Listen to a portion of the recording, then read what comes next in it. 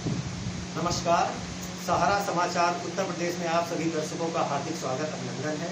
जैसा कि हम देख रहे हैं कि आज हमारे भारतवर्ष में कोरोना महामारी का विकराल रूप बना हुआ है, जिससे आम जनमानस से लेकर हमारे नेता, हमारे बड़े बड़े जो लोग जुड़े हुए हैं, सभी संक्रमित हो रहे हैं और बहुत मृत्यु दर हमारे यहाँ बढ़ गई है। इसी के अंतर्गत हमारे आयुष मंत्रालय और हमारा स्वास्थ्य मंत्रालय जो है केंद्र सरकार का, दोनों ने मिलकर आयुष की तरफ अपना हाथ बढ़ाया है, जिसमें कि आयुर्वेद जो हमारे पुराणों में पुराने समय से जो साथ दे रहा था, उसकी तरफ लोगों का झुकाव हुआ है। इसी के अंतर्गत आज हमारे बीच में आयुर्वेदाचार्य श्री जितेंद्र कुमार द्विवेदी जी हैं, जो हमें बताएंगे कि आयुर्वेद से किस तरह इस कोरोना महामारी से हम लड़ सकते हैं और अपनी इम्यूनिटी को बढ़ाकर इससे बचाव कर सकते हैं। आइए हम चर्चा करते हैं हमारे जितेंद्र कुमार द्विवेदी जी से। तो वैद्य जी, हमारा पहला क्वेश्चन ये है कि क्या कोरोना जो महामारी फैली हुई है, तो कोरोना का आयुर्वेद से कोई इलाज संभव है? सबसे पहली बात तो ये है, आयुर्वेद एक ऐसी चिकित्सा पद्धति है जिससे संसार में व्याप्त सारे रोगों की चिकित्सा संभव है। तो कोरोना अदर रोगों में अलग नहीं है, एक सामान्य राइनो वायरस है। जो कोविड-19 है, इसकी मूल प्रकृति जो होती है वो वास्तव में कफ दोष प्रधान होती है, कफत दोष होती है, जो कि ज़्यादातर फेफड़ों पे अटैक करती है। राइनो वायरस प्रकृति के होने के नाते कफत दोष होती है। आयुर्वेद एक ऐसा विज्ञान है जिसमें वास्तव में आयु की चिकित्सा की है। आयु क्या है? आयु मन, इंद्रिय और आत्मा के संयोग को आयु बढ़ते हैं। तो सबसे पहली बात तो ये है, रोग चाहे जो हो, सबसे पहले हमारी मन स्थिति मजबूत होनी चाहिए, स्ट्रांग होनी चाहिए। हम मन से किसी भी प्रकार से भयभीत न हो।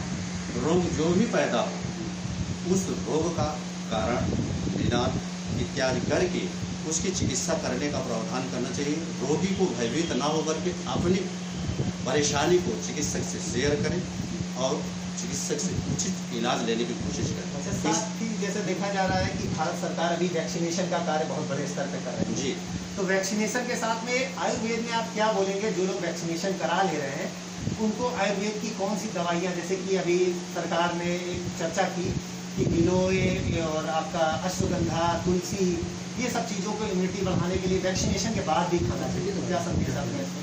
देखिए, जो भी आयुर्वेदिक औषधियाँ होती हैं वास्तव में प्रकृति द्वारा प्रदत्त होती हैं।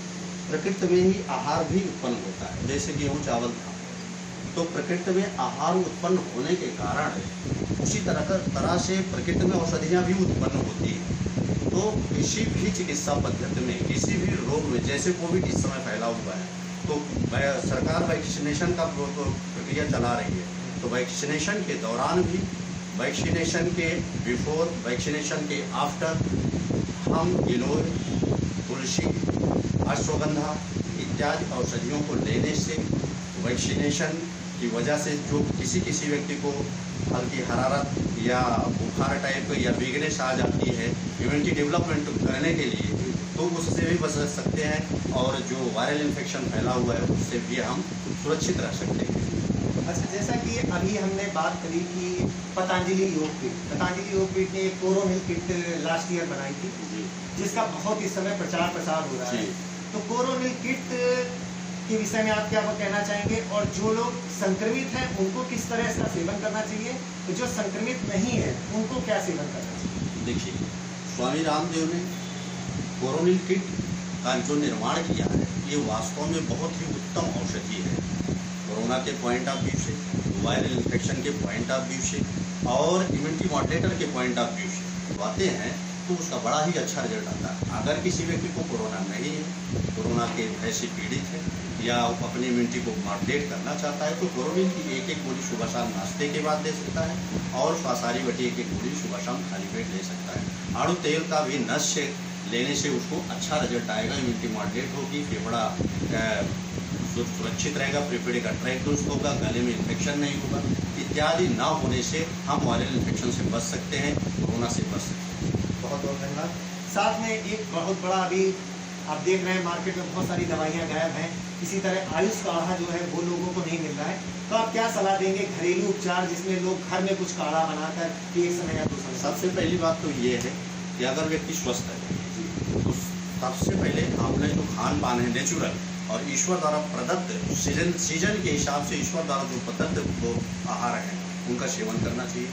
उसमें मल्टीविटामिन से लेकर इम्यूनिटी मॉड्यूलेटर बहुत ज़बरदस्त होते हैं। जैसे गर्मी का सीजन चल रहा है, अगर कफज विकार नहीं है, खीरा ककड़ी तरबूज इत्यादि चीज़ों को लेने से हम इलेक्ट्रोलाइट डिसबैलेंस से बच सकते हैं, हम डिहाइड्रेशन से बच सकते हैं, हम पानी की कमी इत्यादि से भी सुरक्षित रह सकते हैं। इसके अतिरिक्त मान लीजिए किसी को कुछ हो से कभी सर्दी जुकाम बुखार इत्यादि हो सकता है, तो घर में आप हल्दी, सौंठ, थोड़ी काली मिर्च, थोड़ी दालचीनी, तुलसी पत्र इत्यादि और कुछ गुड़ डाल करके काढ़ा बना करके सेवन करें, आप निस्संदेह सुरक्षित रहें। इसी के साथ में दूसरी एक समस्या देख रहे हैं लोगों में, जिन लोगों को कोरोना नहीं भी है तो वो हमारे मीडिया के माध्यम से या लोगों के आपस में चर्चा करके तनाव से बहुत ग्रसित हो रहे हैं, और जो लोग कोरोना से संक्रमित हो गए वो भी तनाव से बहुत ग्रसित हैं। तो उनके लिए आप क्या संदेश देना चाहेंगे? कौन से योग प्राणायाम करने चाहिए या किन चीज़ों के? देखिए, कोरोना से सबसे पहले मैंने पहले ही बात बता दिया था कि आयुर्वेद आयु की चिकित्सा करता है। अब आयु की परिभाषा होती मन इंद्रिय आत्मा के संयोग को आयु कहते हैं। हमें मना स्थिति को मजबूत करना पड़ेगा, हमें भय से मुक्त होना पड़ेगा। हम ऑक्सीजन लेवल को बार बार चेक न करें। हम ऑक्सीजन हमारा 80 से 85%, 90% भी ऑक्सीजन लेवल रहता तो घबराने की बात नहीं है। उसमें क्या करना है कि हमें ज़बरदस्त डीप ब्रीदिंग करनी है। भस्त्रिका, कपालभाति, अनुलोम विलोम इत्यादि प्राणायामों का बहुत ज़्यादा से ज़्यादा, अगर रोगी है तो धीरे धीरे करें, निरोगी है तो फास्ट करें। इसका करने से हमारे लंग्स की कैपेसिटी बढ़ेगी, हमारे फेफड़े की पावर बढ़ती है, जिससे हमारा ट्रैक दुरुस्त होता है और कार्बन डाइऑक्साइड का निष्कर्षण और ऑक्सीजन का इनहेलेशन प्रॉपर वे में होता है, ऑक्सीजन लेवल मेंटेन होता है, हमें कफज विकार नहीं होता है और हम स्वस्थ बने रहते हैं। तो प्राणायाम आप कौन कौन से बताना भस्त्रिका, चाहिए? कपालभाति, अनुलोम विलोम हर व्यक्ति को करना आवश्यक है। ये 3 प्राणायाम अति आवश्यक जो है। मानसिक रूप से परेशान हाँ, अच्छा, दूसरी बात यहाँ मानसिक रूप से जो कोई परेशान है, हम जितनी भी चिकित्सा पद्धति का पे कार्य कर रहे हैं, योग के बिना सारी चिकित्सा पद्धति निष्फल है। योग हर व्यक्ति को करना पड़ेगा, प्रकृति के नियमों का पालन करना पड़ेगा। अगर 2 चीज़ आदमी ध्यान रख ले, योग और प्राकृतिक नियमों का पालन, तो हमें जहाँ तक समझ में आता है कि वो रोगी होगा नहीं। अगर रोग आता भी है तो वो अपने आप ठीक आउट हो जाएगा। इसीलिए कहा जाता है किसी भी व्यक्ति को स्वस्थ रखने के लिए 4 बातें ध्यान रखना आवश्यक है: आहार, निद्रा, संयम और सम। ये 4 बातें हर व्यक्ति को अपने जीवन में उतारना चाहिए। हमारे आयुर्वेद में चरक संहिता में त्रिदंड की बात कही गई है: आहार, निद्रा, ब्रह्मचर्य। स्वामी रामदेव ने इसमें थोड़ा सा परिमार्जन करके बात की है। ब्रह्मचर्य को उन्होंने संयम कहा और एक और शब्द जोड़ा, सम। तो उन्होंने 4 बातों पे कहा कि हमारा भवन जो है, हमारा मानव शरीर 4 पिलरों पे खड़ा है: आहार, निद्रा, संयम और सम। तो हमें 4 बातों पे ध्यान रखते हुए प्रकृति के नियमों का पालन करना। अगर हम इसको करते हैं तो हमें किसी भी प्रकार से रुग्ण नहीं होना पड़ेगा। जैसा कि आज के समय में सभी लोग भयभीत हैं, भयभीत नहीं है, भयभीत होना नहीं चाहिए। क्यों? क्योंकि हम अपने नियमों से वंचित हैं, हम नियमों से विरक्त हैं। हम प्राकृतिक नियमों पे आ जाएं, हमें भयभीत होना नहीं पड़ेगा। हमारी इम्यूनिटी अपने आप डेवलप होगी। इम्यूनिटी डेवलप हो, कोई वायरस व्यक्ति के हमारे पर अटैक नहीं करता। अच्छा, देख रहे हैं आप कि कोरोना काल में लोगों को सर्दी, जुकाम, खांसी जरा से भी होता, बुखार आता है तो लोगों का ध्यान कोरोना की तरफ जाता है। तो आप प्राथमिक उपचार क्या बताना चाहेंगे? अगर किसी को खांसी होती है, जुकाम होता है, तो आयुर्वेदिक में कौन सी औषधियों का सेवन करके अपने आप को स्वस्थ? तो देखिए, ऐसा है कि किसी को सर्दी जुकाम होता है तो घर घर में तुलसी है, हर व्यक्ति को तुलसी की पत्ती, अदरक मिल जाएगी, काली मिर्च मिल जाएगी, तो इनका काढ़ा बना करके पी ले। हर घर में प्राथमिक उपचार है। अगर कुछ और ज़्यादा दिक्कत हो रही है तो चिकित्सक से संपर्क कर ले। लक्ष्मी विलास रस है, संजीवनी बटी है, स्वासारी क्वाथ है, बहुत ज़्यादा पंचकोल चूर्ण का उपयोग कर सकते हैं। तो अच्छा, उसके बावजूद भी सीवियर कंडीशन है तो पतंजलि ने स्वासारी गोल्ड नामक औषधि का निर्माण किया है, लॉन्च किया है, जो कि 1 हफ्ते तक सेवन करने से हम श्वास या कफज विकार से निवृत्ति पा सकते। बुखार की कंडीशन में क्या है? बुखार की कंडीशन है तो गिलोय का काढ़ा पी ले, चिरैता का काढ़ा पी ले और ज्वरनाशक इत्यादि का काढ़ा ले ले। टैबलेट में महासुदर्शन घनबटी, ज्वरनाशक बटी। अगर क्रोनिक केस जा रही तो आरोप वर्धनी बटी का उपयोग किया जा सकता है। और साथ में बहुत ज़्यादा दिक्कत अगर हो रही है, भूख वगैरह नहीं, तो सर्वकल्प क्वाथ वगैरह भी मिलाया जा सकता है। अच्छा, आप कोविड-19 के टीकाकरण अभियान जो हमारा चल रहा है, उसमें देश की जनता को आप क्या संदेश देना चाहेंगे? हम यही कहेंगे कि हमारे सरकार का हमारे देश का जो लक्ष्य है, उस लक्ष्य में पूरे देश की भागीदारी होनी चाहिए और उत्साह के साथ होनी चाहिए। हम टीकाकरण कराएंगे, हमारी इम्यूनिटी, हमारी प्रतिरोधक क्षमता डेवलप होगी। फर्दर कोई इन्फेक्शन होने से हम बच सकेंगे।